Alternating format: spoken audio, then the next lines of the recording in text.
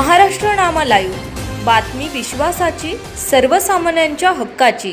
आज शिरूर शहरामध्ये माऊली आबा कटके हे आलेले आहेत आणि शिरूर हवेली सध्या एक गाजलेलं म्हणजे विधानसभेच्या मानाने एक गाजत असलेलं मतदारसंघ आहे।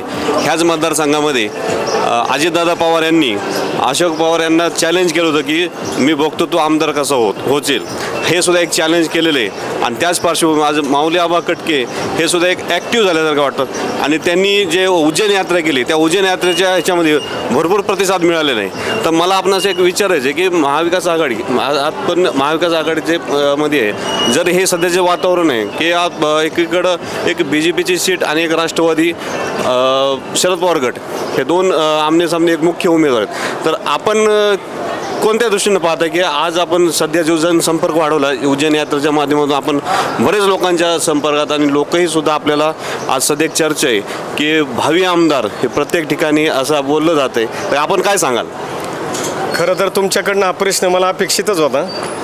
जरी महाविकास आघाडी असली तरी विद्यमान आमदाराची असलेली या मतदारसंघात 15 वर्षाची नाराजी, जे या मतदारसंघातील प्रश्न सोडवण्यामध्ये ते झालेले अपयशी, खोटं बोला रेटून बोला, जे 15 वर्ष आश्वासनं दिली होती ती सोडवण्यात ते सपशेल अपयशी ठरलेले आहेत। आज आपण पाहतोय की घोडगंगा सहकारी साखर कारखान्याचा विषय असेल, शिरूर नगर परिषदचे अनेक प्रश्न प्रलंबित आहेत, हवेलीतले अनेक प्रश्न प्रलंबित आहेत, वाघोली सोलापूर रोड ट्रॅफिकचे प्रश्न प्रलंबित आहेत, अशा अनेक समस्या, चासकामांचा पाण्याचा विषय असेल, अशा अनेक प्रश्नांना गेले 15 वर्ष झालं की त्यांनी जी आश्वासनं दिली होती ती एकही आश्वासन त्यांनी अजूनपर्यंत पूर्ण केलेलं नाही आणि पाळलेलं नाही।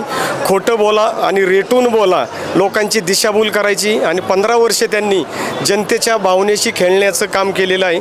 त्याच्यामुळं सर्वसामान्य माणसाच्या चुलीत पाणी ओतण्याचा आज कामगार देखील सर्वसामान्य सभासद हा रस्त्यावरती आलेला आहे। शिरूर हवेलीच्या विकासाच्या संदर्भामध्ये एक ठोस काम दाखवा तुम्ही की हे काम झालं आहे, याच्यामुळं शिरूर हवेली तालुक्यात मोठं परिवर्तन झालेलं आहे। एक साध्या कुटुंबातील गोरगरीब कुटुंबातील एका मुलाला तरी नोकरी लावलेलं तुम्ही कधी पाहिलं आहे का? सगळ्यात मोठी MIDC ही आपल्या शिरूर तालुक्यामध्ये आहे, हवेली तालुक्यामध्ये आहे, परंतु तुम्ही त्यातही सपशेलपणे अपयशी ठरलेला आहात। स्वतःचा कारखाना त्या ठिकाणी सभासदांचा कारखाना बंद पाडून त्यात सगळे टेंडर सगळे पैसे त्या कारखान्याचे पैसे वापरले आणि स्वतःचा कारखाना उभा केला आहे। तो कारखाना तुमचा जोरात चालला आहे, जो एक काळी हा कारखाना या महाराष्ट्रातल्या अग्रगण्य कारखान्यामध्ये त्याची गिनती होत होती, परंतु आज आपण पाहतोय की सर्वसामान्य शेतकरी कामगार हा रस्त्यावर आलेला आहे आणि त्यांना त्याचं काय वाटत नाही। ते उलट मोठ्या अभिमानाने सांगतात की शेजारच्या तालुक्याचा कारखाना बंद पडून ते नाही आमदार झाले का, मग आम्हाला काय अडचण आहे? म्हणजे अशा प्रवृत्तीची जर माणसं पुन्हा महाविकास आघाडीच्या माध्यमातून जर थोपवण्याचं काम कुणी करत असेल तर आम्ही या ठिकाणी तळागाळातले प्रश्न सोडवण्यासाठी आणि ज्या पद्धतीने शिवसेनेच्या स्थापनेपासून आमच्या सर्वसामान्य शिवसैनिकांनी रक्ताचं पाणी करून रात्रंदिवस कष्ट करून बाळासाहेबांचे, उद्धव साहेबांचे, आदित्य साहेबांचे विचार हे समाजामध्ये पोचवण्याचं काम केलेलं आहे, तो शिवसैनिक आज पेटून उठलेला आहे। आणि ज्या टायमाला शिवसेना आणि शिवसेनेचे विभाजन झालं खऱ्या अर्थानं त्या टायमाला अनेक मंडळी पक्ष सोडून गेली, परंतु जरी हृदयाला वेदना होत होत्या तरी आम्ही त्या ठिकाणी उद्धव साहेबांच्या आणि बाळासाहेबांच्या विचाराशी प्रेरित होऊन आम्ही पक्षाबरोबर ठाम राहण्याचा त्या ठिकाणी निर्णय घेतला। जिल्हा प्रमुख म्हणून जबाबदारी सांभाळत असताना खऱ्या अर्थानं आम्ही पुन्हा एकदा पक्ष बांधणीत त्या ठिकाणी यशस्वी झालेलो आहोत। चांगल्या पद्धतीची संघटना बांधलेली आहे। आम्ही एक शेतकरी कुटुंबातील सर्वसामान्य कुटुंबातील असल्यामुळं आम्हाला प्रत्येक गोष्टीची शेतकऱ्याच्या असतील, कामगारांच्या असतील, सर्वसामान्य माणसांच्या त्या ठिकाणी अडीअडचणी माहिती आहेत आणि ते प्रश्न सोडवण्यासाठी खऱ्या अर्थानं अनेक कार्यक्रमांच्या माध्यमातून सांस्कृतिक, कला, क्रीडा आणि जिल्हा परिषदच्या माध्यमातून देखील पक्षाच्या संघटनेच्या माध्यमातून देखील ते सोडवण्याचा आम्ही खऱ्या अर्थानं या शिरूर हवेलीमध्ये प्रयत्न केलेला आहे। आणि आता ही जी काही संधी आलेली आहे या संधीचं सोनं करण्यासाठी आम्ही आमच्या पक्षाकडं उद्धव बाळासाहेब ठाकरे गटाकडं त्या ठिकाणी आम्ही मागणी केलेली आहे आणि निश्चितपणे पक्ष देखील सहानुभूतीपूर्वक त्याचा विचार करेल असं मला या ठिकाणी खऱ्या अर्थानं सांगावंसं वाटतं. नक्कीच आज आपण शिरूर शहरामध्ये विद्यमान आमदार हे जे सांगतात की मी वाघोलीचा सगळ्यात जास्त विकास करतोय, सर्वाधिक निधी दिलेला आहे आणि आपलं कार्यक्षेत्र हे वाघोली आहे आणि आमदारांचं हे कार्यक्षेत्र म्हणजे हवेली. तर असं वाटतं की आमदार हे तिकडं जास्त लक्ष देतात आणि त्यामुळं आपण आज शिरूर तालुक्यात जास्त लक्ष म्हणजे जास्त आपला इथं दौरा किंवा आपण इकडचे जे काही कार्यक्रम घेतले तर की एक काय त्याला काय म्हणायचं ते एक राजकीय खेळी म्हणायची का काय म्हणा असा काही विषय नाही आहे. ते त्यांच्या पद्धत त्यांना माहिती आहे. ते 15 वर्षात अपयशी झालेले आहेत. ज्या माणसाने 15 वर्षापूर्वी जी वाघोलीकरांना आश्वासनं दिली होती, रस्ते ड्रेनेज पाणी, आम्ही हे रस्ते करतो, आम्ही वाघोलीची ट्रॅफिकची समस्या सोडवतो, तोच आमदार आज 15 वर्षांनी त्याच समस्येसाठी तिथे येऊन नाचवतोय. मग याच्यापेक्षा वाईट दुर्दैव कुठलं आहे? मग तुम्ही 15 वर्ष काय केलं? 15 वर्षात तुम्ही कुठला प्रश्न सोडवला? आज वाघोलीची लोकसंख्या 4 ते 5 लाख झालेली आहे. अनेक प्रश्न त्या ठिकाणी प्रलंबित आहेत. मग तुम्ही जर वाघोली जाताय तर तुम्हाला 15 वर्ष जर तुम्ही काम केले तर तुम्हाला रोज तिथे येऊन बसायची काय गरज आहे? तुमचा कॉन्फिडन्स खाली गेला आहे का? किंवा लोकांच्या वरचा तुमचा विश्वास उडालेला आहे? तर हे सगळे प्रश्न येणाऱ्या काळामध्ये जनता ठरवल काय करायचं काय नाही काय. आणि वाघोलीकरही ठरवतील किती कामं केल्यात आणि किती नाही, आणि तुम्ही किती खोटी आश्वासनं देऊन लोकांची दिशाभूल केली आणि कशा पद्धतीने तुम्ही लोकांच्या भावनेशी खेळलाय आणि कसं फसवलंय. आता लोक हुशार आहेत. आता पहिल्यागत अडाणी नाही राहिलेली. त्यामुळं जनता ठरवलं. आता येणाऱ्या काळामध्ये लवकरच समजेल तुम्हाला कशा पद्धतीने त्या ठिकाणी लोकांच्या तीव्र नाराजी आहे आणि त्याचं मतदानाच्या रूपांतर होऊन कशा पद्धतीने त्याचा आता निकाल येईल हे तुम्हाला येणाऱ्या काळात आता लवकरच समजेल. माऊली आबा कटके म्हणजे हे कोरी पाटी असं एक सगळीकडे आता एक पाहायला मिळतं की बाबा ही कोरी पाटी आहे. तर ह्या कोरी पाटीला नक्कीच पक्ष संधी देणार का?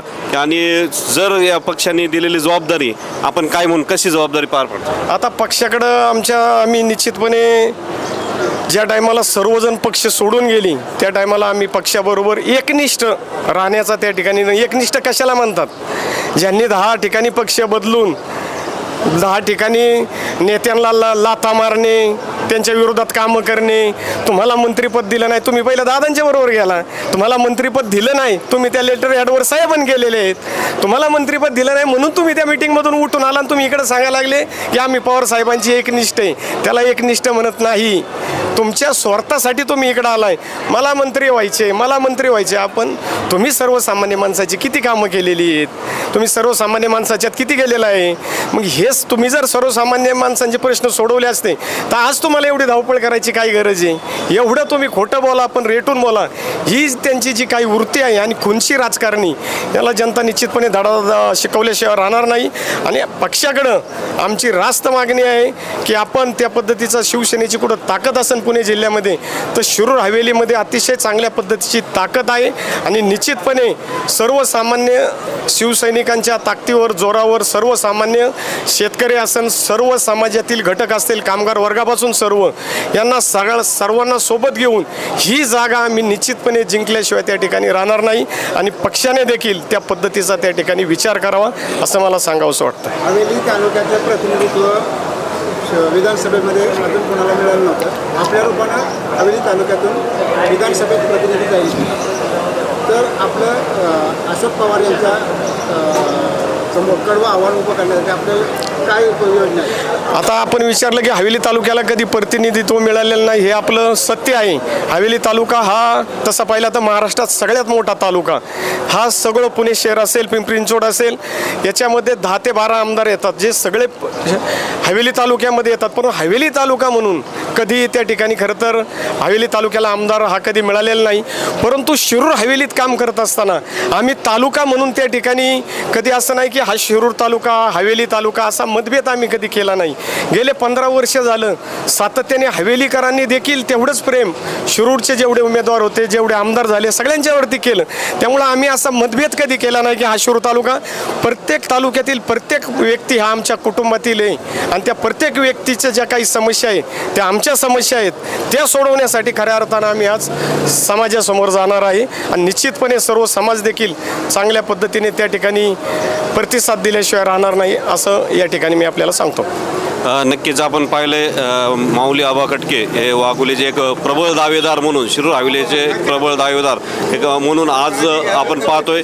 पुढील काळात पाहू, येणारा काळ पाहू कोण कोणाच्या समोर उभं राहील. मी अनिल सोनवणे, महाराष्ट्र नामा लाईव्ह, शिरूर.